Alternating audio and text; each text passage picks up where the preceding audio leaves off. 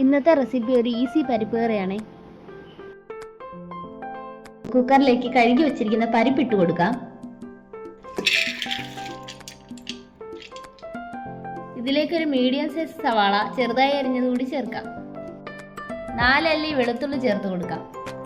ഇനി ഇതിലേക്ക് അത്യാവശ്യം വലിയ 2 തക്കാളി അരിഞ്ഞത് കൂടി ചേർക്കാം. എരിവിനാവശ്യമായ പച്ചമുളക് ചേർക്കാം. ഇതിലേക്ക് അല്പം നെയ്യ് കൂടി ചേർത്ത് കൊടുക്കാം. 1 ടീസ്പൂൺ അളവിൽ മഞ്ഞൾപ്പൊടി ചേർക്കാം. ആവശ്യത്തിന് ഉപ്പ് കൂടി ചേർക്കുക. 2 ഗ്ലാസ് വെള്ളം കൂടി ചേർത്ത് വേവിച്ചെടുക്കാം. കുക്കറിൽ 4 വിസിലായിട്ടുണ്ട്. പരിപ്പ് നന്നായി വെന്ത് കിട്ടിയിട്ടുണ്ട്. ഇനി നമുക്കിതൊന്ന് ഉടച്ചെടുക്കാം. വെള്ളം ലേശം കുറവാണ്, അതിനാൽ ഞാൻ കുറച്ച് ചൂടുവെള്ളം കൂടി ആഡ് ചെയ്ത് കൊടുത്തിട്ടുണ്ടായിരുന്നു. പരിപ്പ് കറിയിലേക്ക് ആവശ്യമായ താളിപ്പ് തയ്യാറാക്കാം.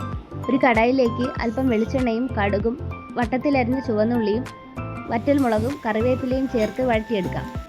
ചെറിയുള്ളിയെല്ലാം മൂത്ത് വരുമ്പോഴേക്കും അതിലേക്ക് അല്പം മുളക് പൊടി കൂടി ചേർത്ത് കൊടുക്കാം. നമ്മുടെ താളിപ്പ് റെഡിയായിട്ടുണ്ട്. ഇത് നമുക്ക് പരിപ്പ് കറിയിലേക്ക് ചേർത്ത് ഇളക്കി യോജിപ്പിക്കാം.